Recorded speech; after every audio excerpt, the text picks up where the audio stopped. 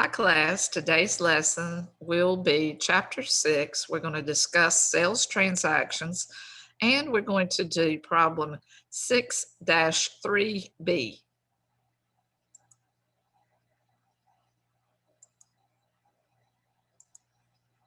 So I've created some Excel notes for you about sales types of transactions. And first of all, when we are using the perpetual inventory method, which is the method where we're keeping up with our merchandise inventory on a continuous basis, we're going to have to record 2 journal entries for sales transactions. The first journal entry will be to record the sales at the net amount or the gross amount, depending on whether the buyer is offered a sales discount. In the example that I'm showing you here, there was no sales discount involved. So the gross amount of the sale was debited for $6,000 to the accounts receivable account because this was a type of sale on credit. Notice that our accounts receivable has a slash out to the side with Jones Consulting. It's important that you know who owes you money. And so Jones Consulting is a company that we would keep up with in what we call an accounts receivable subsidiary ledger. An accounts receivable subsidiary ledger is a separate ledger that goes with the general ledger that backs up all of the customers that owe you money. It backs up this accounts receivable account. So in other words, your accounts receivable will be made up of many different customers that you sell merchandise to on account.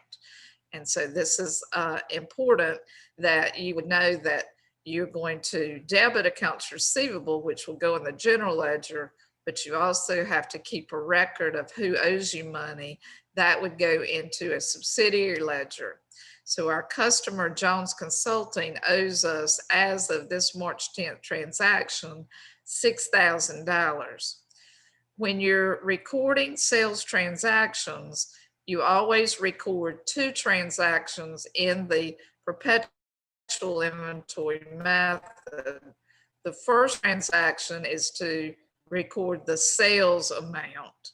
The second transaction is to update the merchandise inventory. So in the first transaction where we debited accounts receivable and we credited sales, sales is our revenue account, is going to be increasing in this case by the amount of $6,000. Our accounts receivable is an asset account, and the asset account is going up by $6,000. In the journal, we always put our debits first. So we're debiting accounts receivable and we're crediting our sales. And I like to, as a habit, when you are recording sales transaction using the perpetual inventory system, always start out by recording the sales transaction first, and then you move on and record the update of the merchandise inventory. Now, when you're updating your merchandise inventory, your cost of merchandise sold account is going to be increasing. Remember from the last video that I made, you'll remember that cost of merchandise sold is an expense account.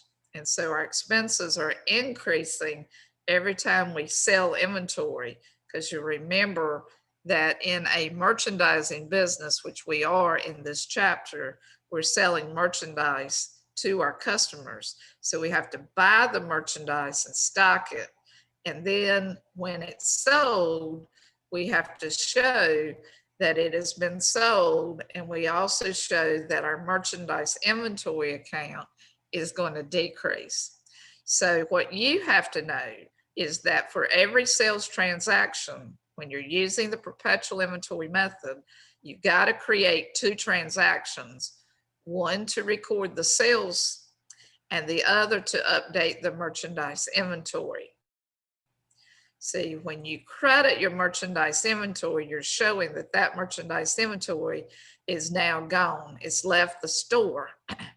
And so in a perpetual inventory system, we keep up with all of our merchandise inventory on a continuous basis.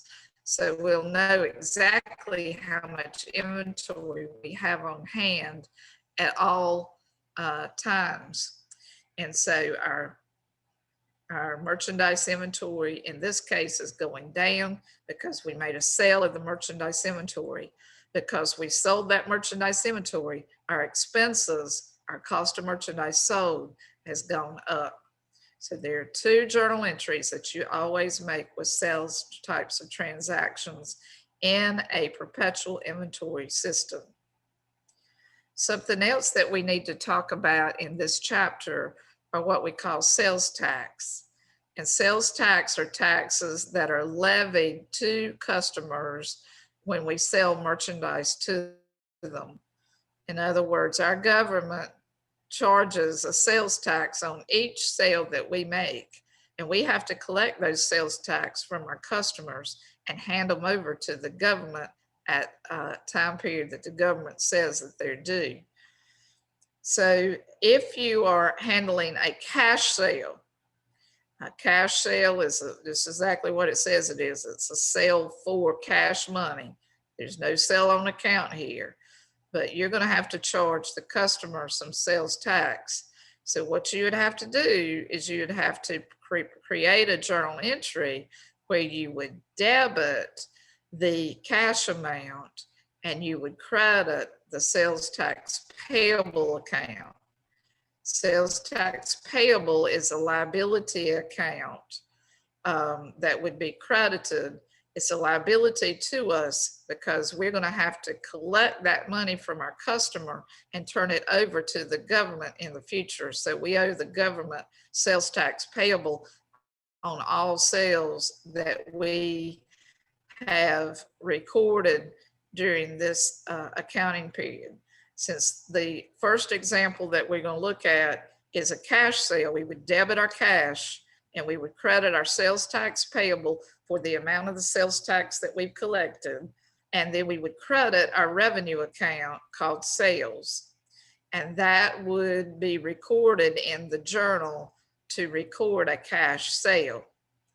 If the sale is on account, then the only difference is we're going to debit our accounts receivable for the full amount of the sale plus the sales tax that we are going to collect from the customer in the future. We still owe sales tax to our government. In this case, they've used 6% as their sales tax rate, and they sold $100 worth. So if you multiplied 100 times 6%, it would give you $6. So $106 is the total amount that this customer owes. Notice we debited accounts receivable because it's an asset account and it's increasing. Our customer is going to be the Lemon Company, and this is going to go in our subsidiary ledger account. We're going to keep a record of all of our customers that owe us money. And the total of all of our customers that owe us money is going to back up to the total of the accounts receivable that's in the general ledger. So our accounts receivable would be debited for $106. Our sales would be credited for the actual amount that we sold to the customer. And in this case, the sales amount was $100.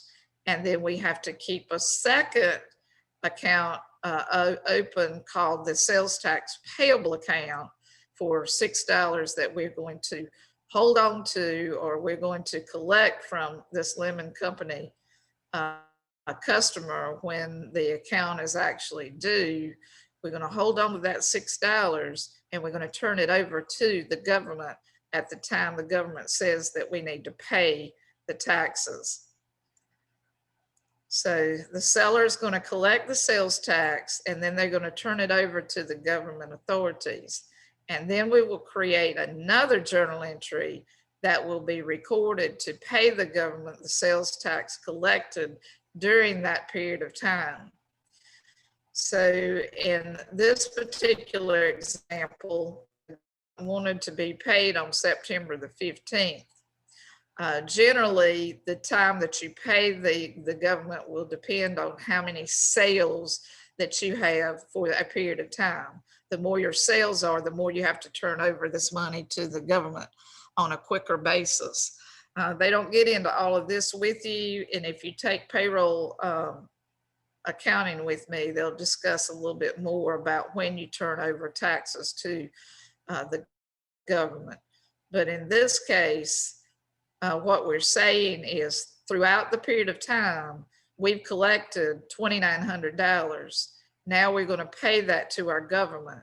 So we've got to reduce the sales tax payable account, which is a liability account, and we're going to reduce our cash account for the amount that we're going to pay to the government, which in this case is $2,900. Now, our sales transactions can be cash sales, they can be sales on account. We can also sell to customers who are using credit cards to pay for their purchases.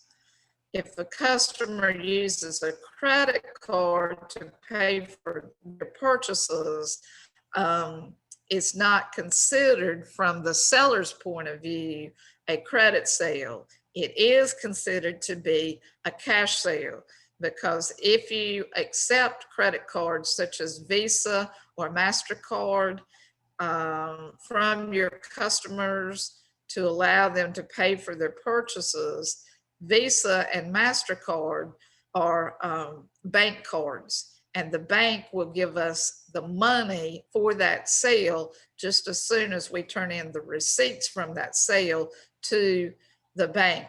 So they're what we call bank credit cards.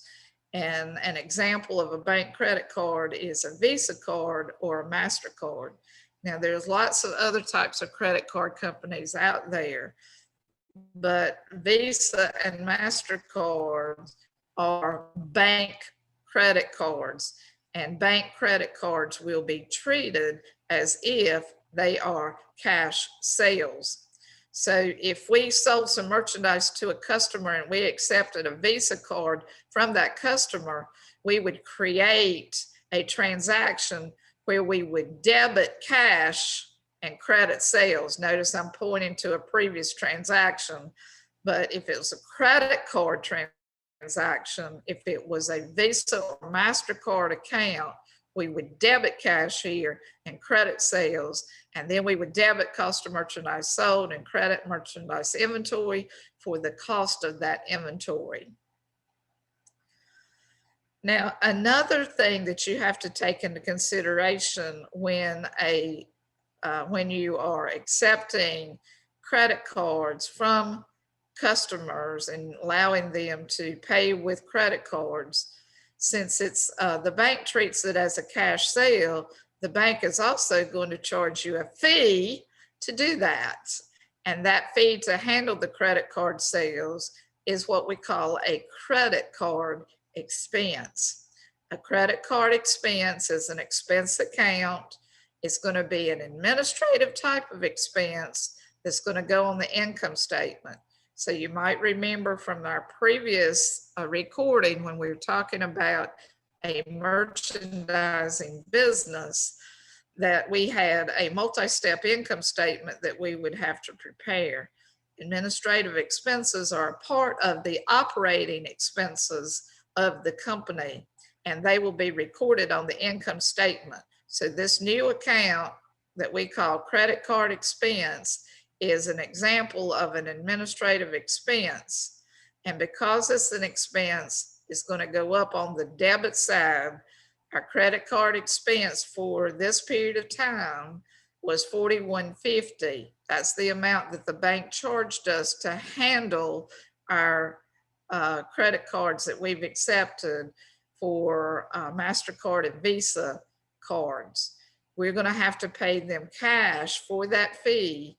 And so our cash is going to decrease by the total amount of the fee for that period of time which is $41.50.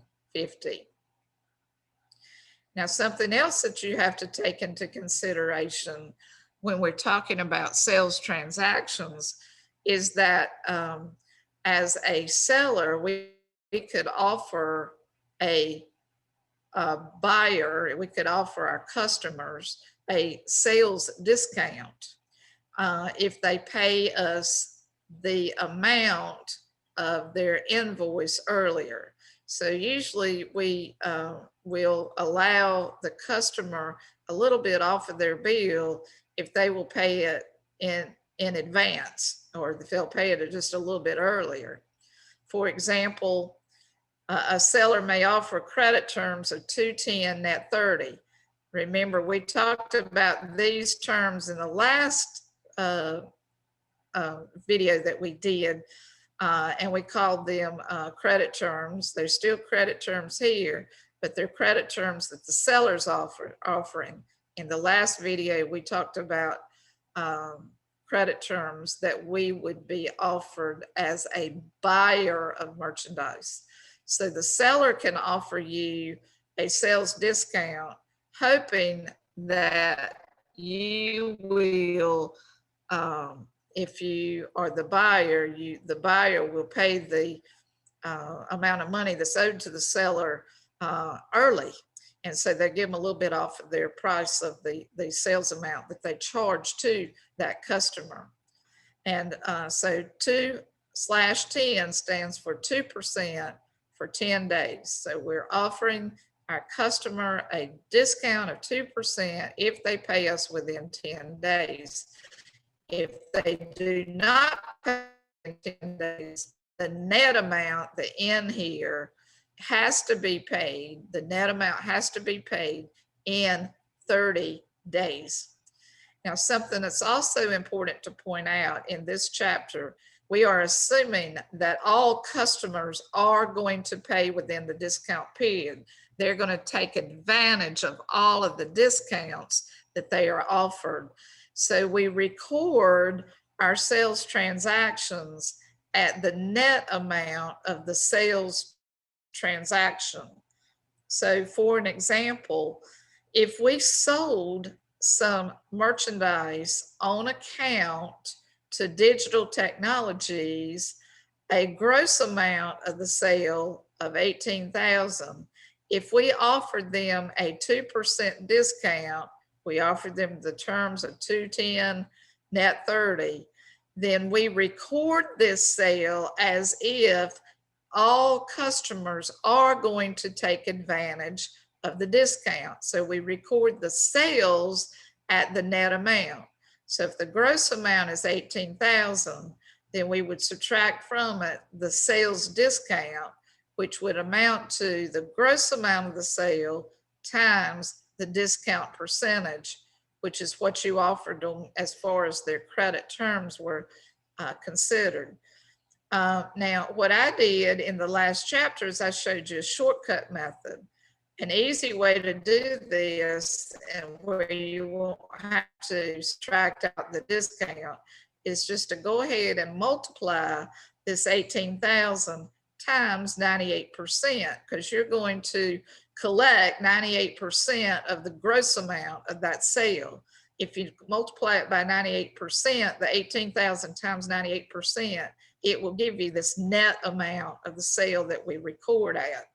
So we're assuming that all customers are going to take advantage of any sales discounts or any discounts period that we offer to them. And so in this case, we offered them a sales discount, and we're assuming that they're going to take advantage of that. So we went ahead and recorded at the net amount rather than the gross amount of 18,000. In the perpetual inventory system, 2 journal entries have to be made for every sale that you make. The second journal entry is going to update the merchandise inventory account. In other words, we're going to show the merchandise inventory going down, because when we sell merchandise inventory, our merchandise inventory decreases. And we're going to debit the cost of merchandise sold for the cost of that merchandise that we sold to the customer. See, this 18,000 sales here is the marked up selling price. This is what it cost us. So cost plus markup would give you the 18,000, but then we offered a discount on that 18,000. So the amount of our net sales right now is 17,640.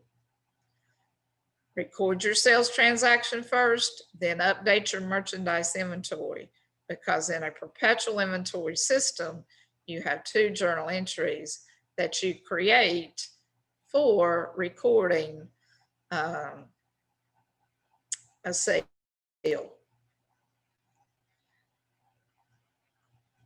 Now, at the end of the accounting period, we're going to make an adjusting entry to estimate the amount of refunds that will be given to customers in the future. Refunds would happen when you sold some merchandise to a customer, and maybe that merchandise was damaged when the customer got it, or maybe the customer was unhappy with the merchandise and they just wanted to return it to you. We're going to have to estimate how much we think that we're going to have to refund to our customers of the sales for this year. And just like with the sales transactions, there are 2 journal entries that you have to record as adjusting entries for estimating the amount of refunds that you're going to give to your customers that are going to be returning merchandise to you. There'll be 2 journal entries that we record in a perpetual inventory system. The first adjusting entry is going to debit the sales account. Now, sales is a revenue account.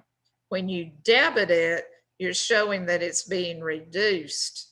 We think that our customers in the future, we don't know how many customers they are or which customers that we've sold to that will be unhappy with the sales that we've sold them in this year.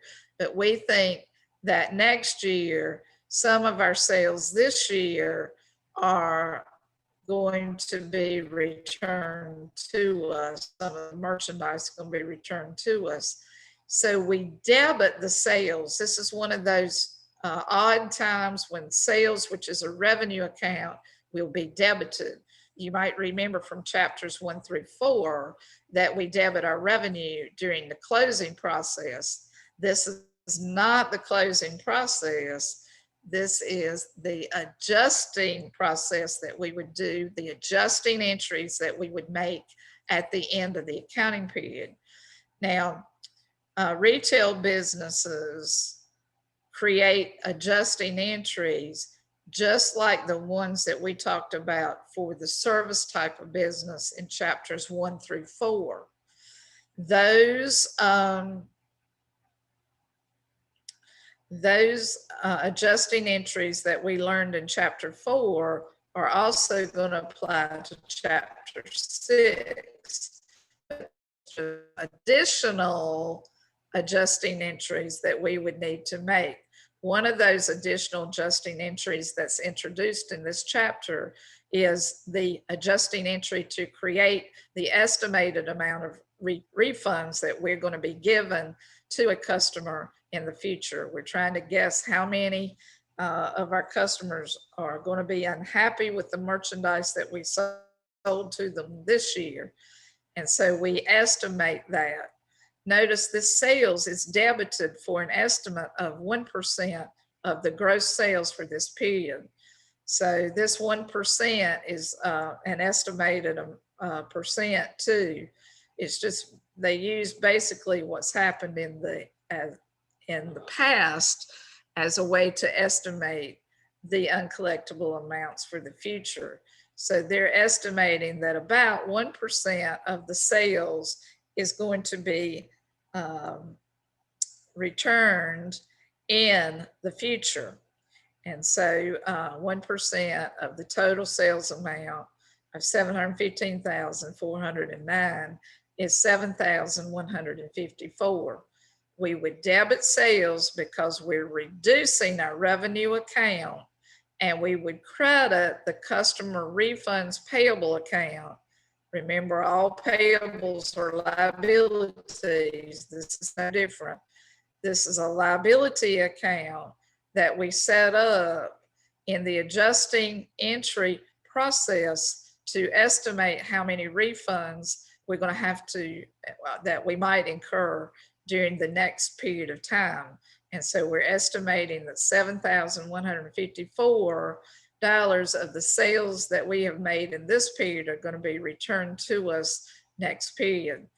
The first entry is going to record the reduction in sales.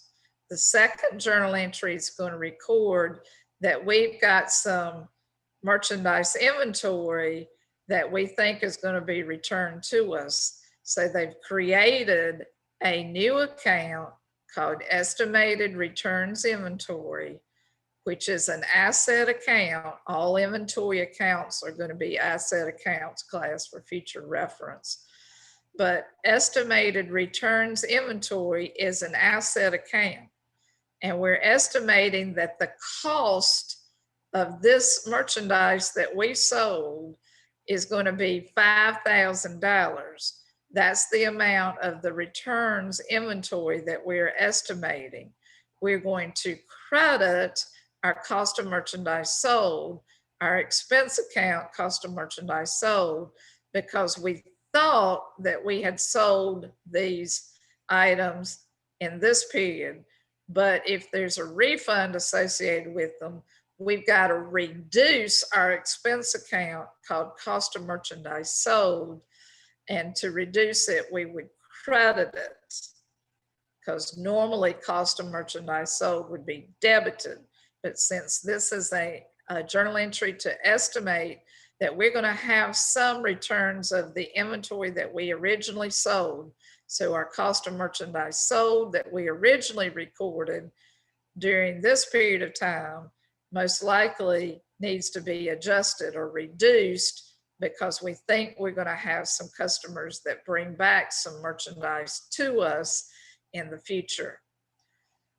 So there are two journal entries that we would record in a perpetual inventory system to record the adjustment of the estimated amount of refunds that are going to happen in the next period of time.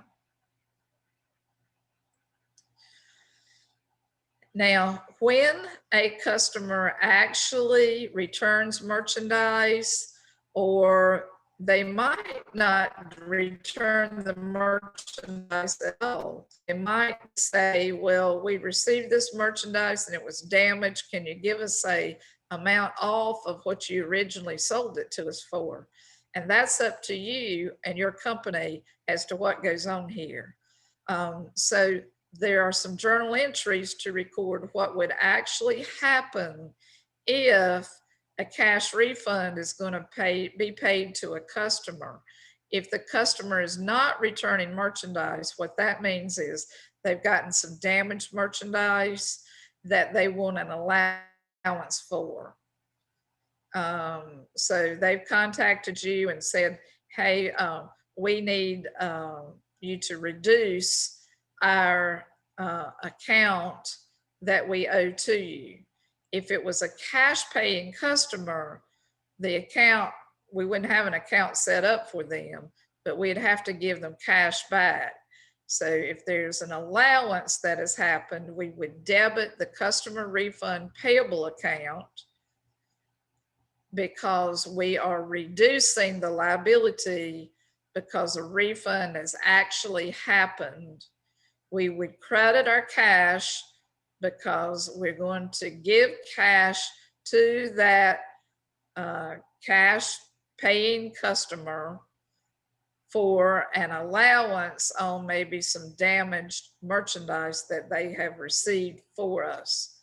So our customer refunds payable is debited, our cash amount would be credited. And this is going to happen when the customer is asking for an allowance toward the amount that they paid for that merchandise. If the customer was on credit then you can see here that instead of giving them cash, what we'll do is we'll just adjust or give them credit toward their account in the future. So we're reducing the amount that they owe to us, and we're also reducing the liability customer refunds payable, because again, this customer has requested that you reduce the amount that you owe to them because their merchandise may have been defective or it might have been damaged during shipment. Now, we could also have a situation where the customer is not keeping the merchandise, they're just returning everything to you. And if it was a cash paying customer originally, we're going to have to give a cash refund. So we're going to debit customer refunds payable and credit cash for the refund, but we're also going to have to show that the merchandise inventory has to come back into our business and be restocked on the shelves. So we will debit merchandise inventory because it's coming back into our store, and we will credit the estimated returns inventory because this return has actually happened. So the estimated returns inventory, which is an asset, has to be credited, but the merchandise inventory has to be debited, which is an asset, because we're restocking the merchandise inventory and putting it back on our shelves.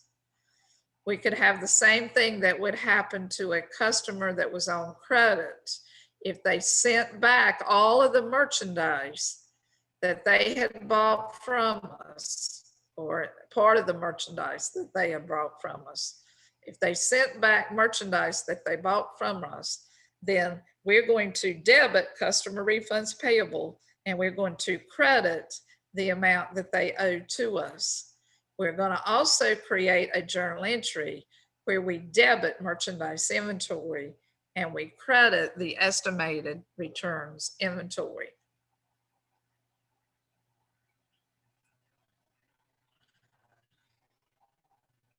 And then one more thing that we need to talk about sales transactions before we can get to our actual problem that we're going to be working on is there is also a separate adjusting entry that you would need to create for any shrinkage of inventory that you might have had due to theft or errors. Remember, in a perpetual inventory system, we're trying to keep a record of all the merchandise that we have on hand at all times.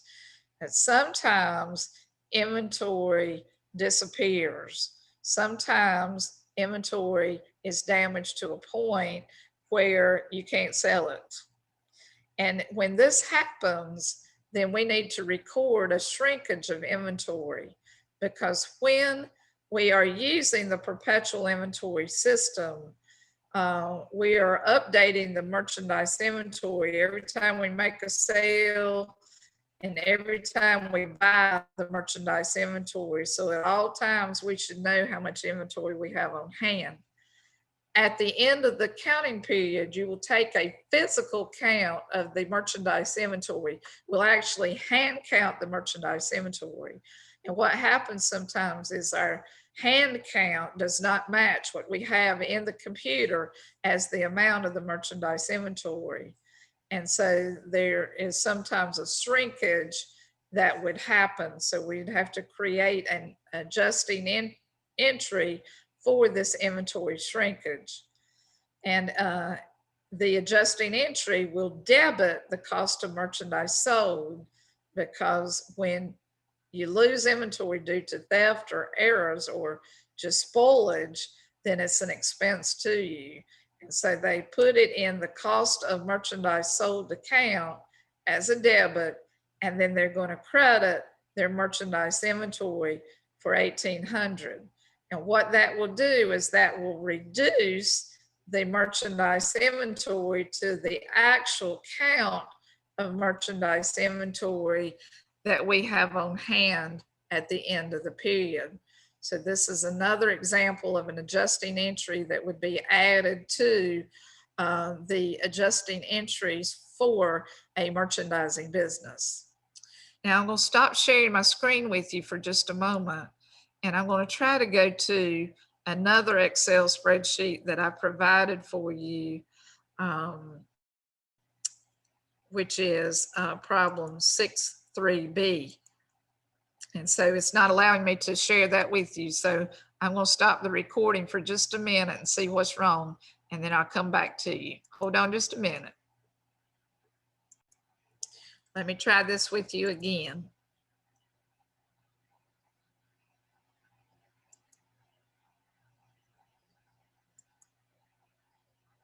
Okay, so you should be able to see now. Let me scroll up for just a second here. You should be able to see now chapter 6, problem 3b. And in this problem, what they're going to be asking you to do is some of these journal entries, you're going to be recording journal entries for all the transactions here, but some of them are going to be for sales transactions and some of them are going to be purchase related transactions. This company is using the perpetual inventory system, as all of our companies are in this chapter. We're going to mainly emphasize the perpetual inventory system, where we're keeping a continuous record of all of the merchandise inventory that we have on hand at all times. We're going to be the Essex company, and we're going to be recording transactions for the month of July. In the first transaction on July 3rd, it says they purchased merchandise on account. So this means that the Essex company, which is you, are going to be purchasing your merchandise on account from the Hamlin company. They have a list price associated with this merchandise that they're purchasing. So what that means is we're purchasing from a wholesaler, and we never going to pay list price. They're going to offer to us a trade discount of 15% of this $72,000. Also in this transaction, we had terms of FOB shipping point. You might remember from your last video that we were recording, the terms FOB shipping point mean that the purchaser is going to be paying the shipping. So since we're the purchaser, at some point in time, we're going to have to pay the shipping. The seller has offered us a 2% discount. Since we're the purchaser, this is what we refer to as a purchaser's discount. If we pay within 10 days, we can take a 2% discount off of the top of our net amount of our list price less the trade discount. And also in this first journal entry, the Hamlin company has prepaid the freight as a courtesy to us, but they're adding it back to our invoice. So what that means is we still have to pay the freight. We're just going to pay the Hamlin company for the freight, because as a courtesy to us, they prepaid the freight and paid the shipping company for us. So there's a lot of things that are going on in this first transaction. But what you need to remember is that you're buying merchandise. So anytime that we buy merchandise, our merchandise inventory account is going to be debited. We are buying the merchandise on credit because they're telling us that we've got some credit terms here that are going to allow us to have a purchaser's discount. So our credit will be to the accounts payable account. Notice I've got /Hamlin out there to the side. And in this case, there were a whole lot of computations to determine what the debit and the credit are going to be. And so I'm going to go through these computations with you. The gross amount that we purchased was $72,000, but this company offered us a trade discount of 15%. Or in other words, we're going to have to pay 85% of the 7,200 to the handling company. 85% of the 72,000 is 61,200. Notice I also multiplied that net amount by 98% because we were offered another discount by the handling company for early payment. And we're going to take advantage of all of the discounts. That early payment was 2% if we paid within 10 days. So I'm taking 98% of the 61,200, and that's going to give me the net purchase price of the amount of the goods that I bought, which will be 59,976. But also in that transaction, you'll remember the seller prepaid the shipping charges for us and added it back to our invoice. So we owe the handling company $1,450 for the shipping. So 59,976 plus $1,450 gives you a total amount that we're going to record as a debit to our merchandise inventory of 61,426. This total amount is what we owe to the handling company. So that had a lot of things going on in that particular transaction. So you had to make some computations before you could record your debit and your credit. Again, what I did is I took the gross amount that we purchased, I multiplied it by 85% because the company offered us a trade discount of 15%, and that gave me this amount. When I got this amount, I could multiply that by another discount, which was the purchases discount, which was 2% if I paid within 10 days. And we're going to take advantage of all the discounts. And so I went ahead and took 2% from 100%. That gave me 98% of the 61,200. That gave me 59,976. And then we're going to have to add back our shipping charges to that. So the total amount that we owe is 61,426.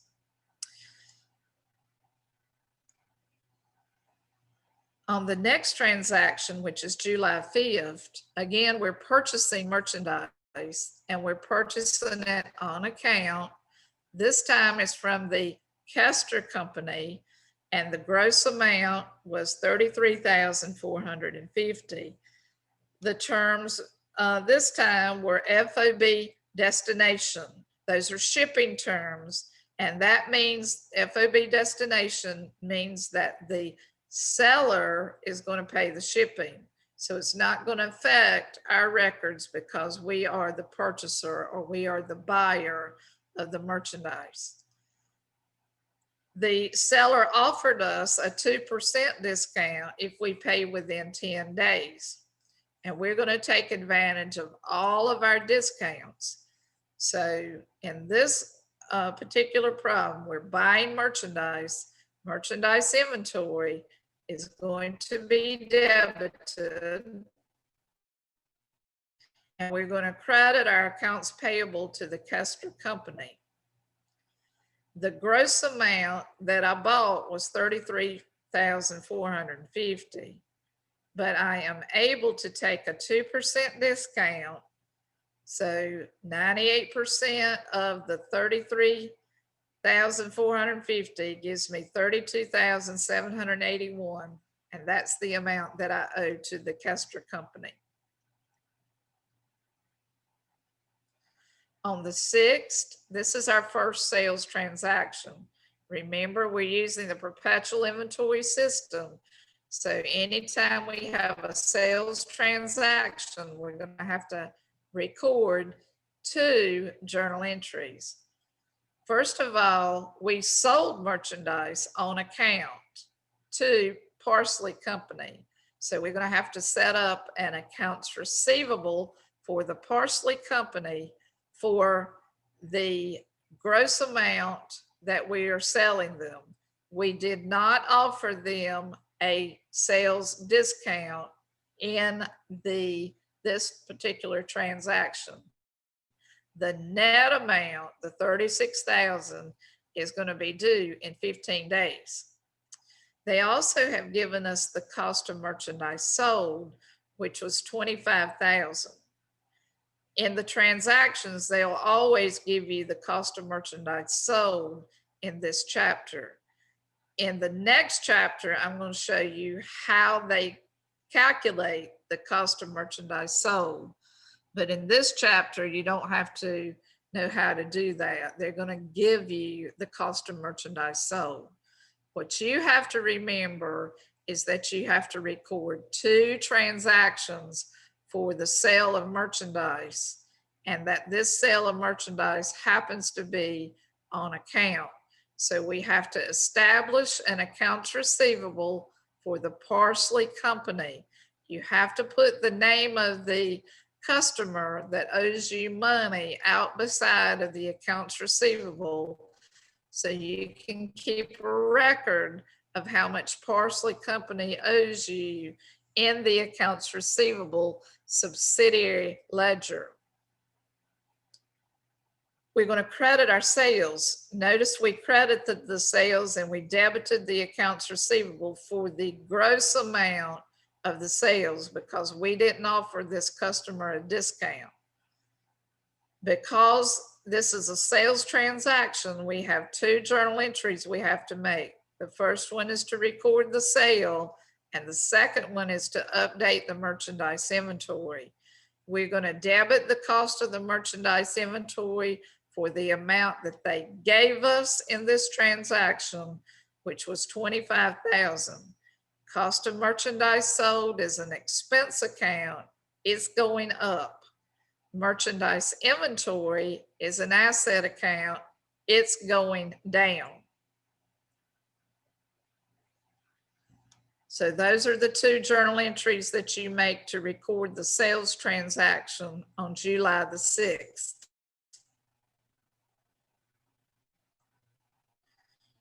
Moving on to July the 7th. We returned $68.50 of the merchandise that was purchased on the July 5th transaction from the Kester Company.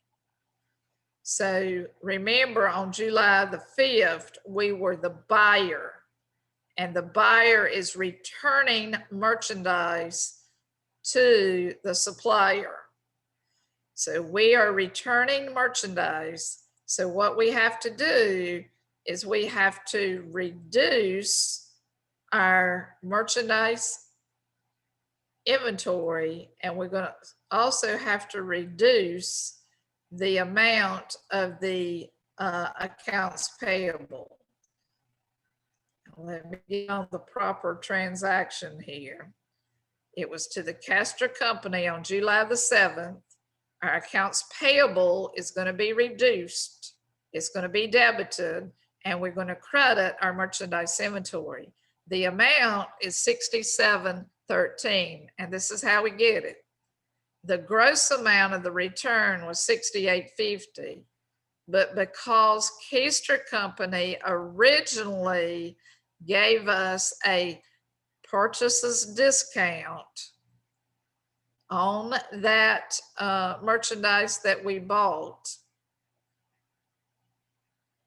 we had recorded it at the discount.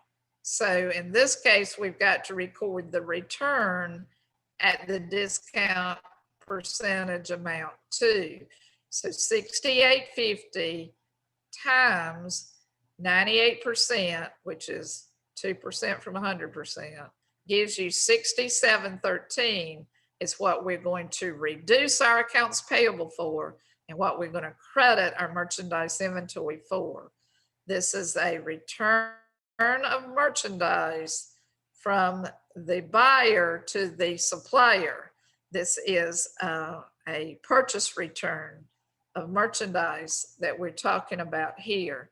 And since we originally recorded the merchandise at net of the discount amount, the return has to also be at net of the discount amount.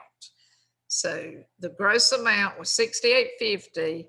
We have to multiply that by 98% because we recorded a 2% discount earlier. In order to get this computation correct, we would have to multiply the $68.50 times 98%, which would give you $67.13 that we're going to debit to the accounts payable to reduce it and credit to the merchandise inventory to reduce it.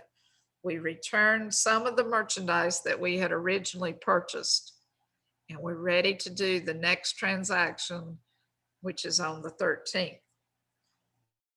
On the 13th, we paid Ham Company on account for the purchase of July the 3rd. So you need to go back to the July 3rd transaction and determine what was the amount that we had originally debited. So on July 13th, remember we had all of these computations here.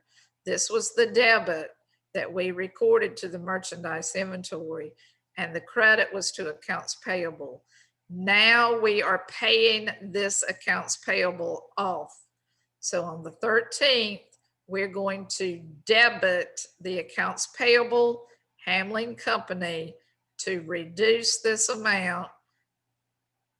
We're debiting it for $61,426. We're going to credit our cash account for $61,426 because we paid the amount that we owed to the Hamlin Company on July the 13th.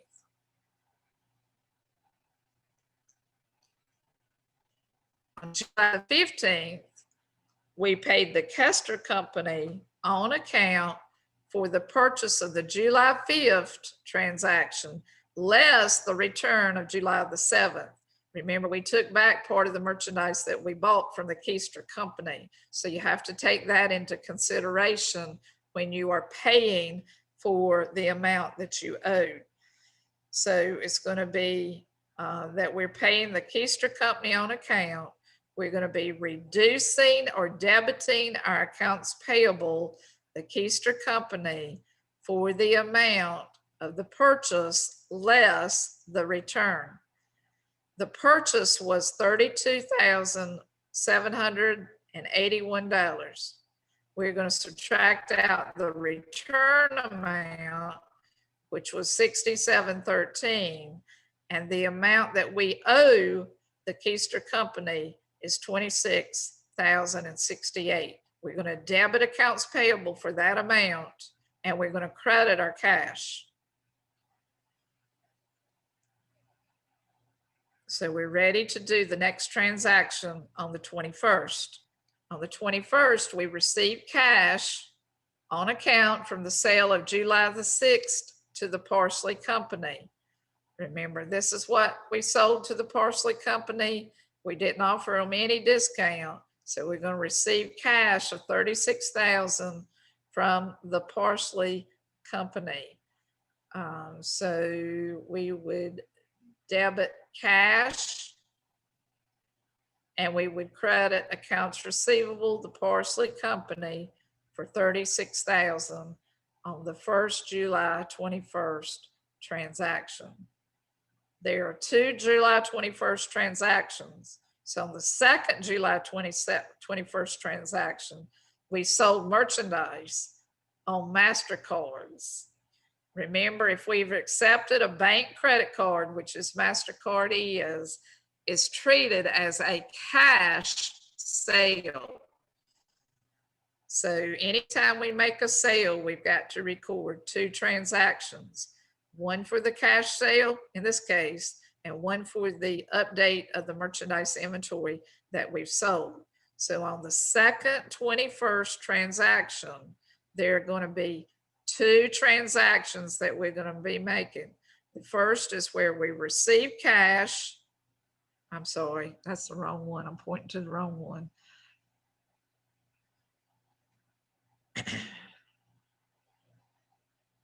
We're going to be receiving cash of $108,000 from this sale.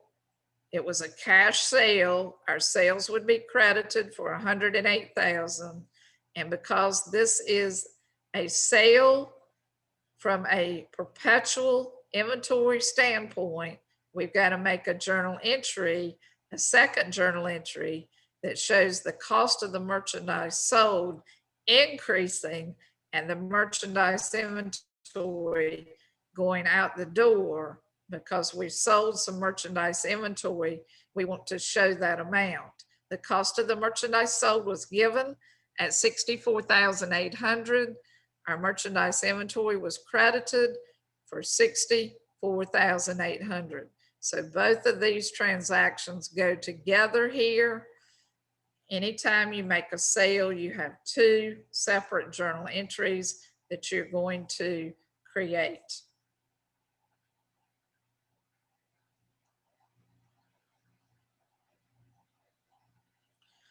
On the next transaction, which is July the 22nd, we sold merchandise on account to the Tabor Company, $16,650. The terms were 210 net 30. So we offered them a discount, and we're assuming that all of our customers are going to take advantage of the discount. So we've got to record the sale on account at the net amount. Or we're going to take this 16,650 and multiply it by 98%, and we're going to debit our accounts receivable, the Tabor Company, and we're going to credit our sales. Here's our computations. The gross amount of the sale was $16,650. We multiplied it by 98% because we offered them a 2% sales discount. The total amount that they owe us is $16,317, which would be debited to the accounts receivable account and credited to your sales account. Because this was a sales transaction, there are two journal entries that have to be made. The second journal entry is going to update the cost of merchandise sold and the merchandise inventory. We're going to debit our cost of merchandise sold for the cost of the merchandise that we actually sold. We're going to credit our merchandise inventory to show that it's going down by a $10,000 amount. Again, this cost of merchandise sold is given to you.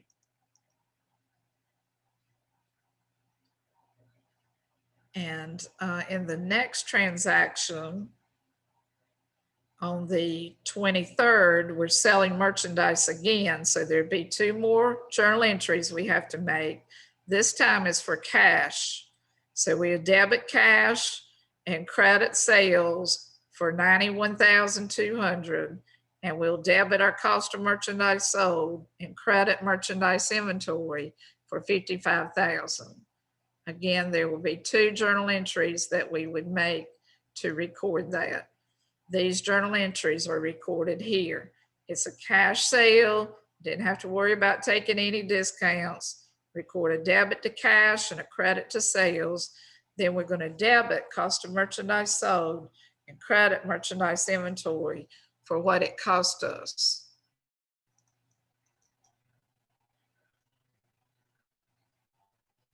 On the 28th, we paid Parsley Company a cash refund of $71.50 for returned merchandise from the sale of July the 6th.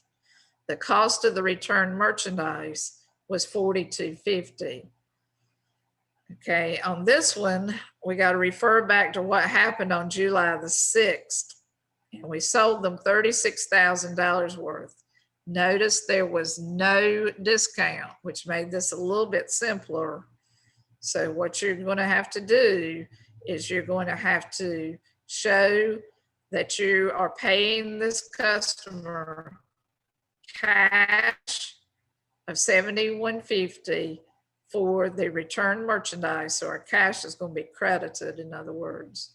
We're going to debit our customer refunds payable, which is a liability account that is set up for returns. We gave them cash of $71.50. And the second part of that journal entry is where we have to debit our merchandise inventory because we received merchandise back from that customer. We got to put it back on our shelves. So our merchandise inventory is going back up. Our estimated returns inventory is credited because this was a return that actually happened. And we're going to credit the estimated returns inventory for the cost of that inventory because this is an asset account that has been returned. It's no longer an estimate because it's actually happened.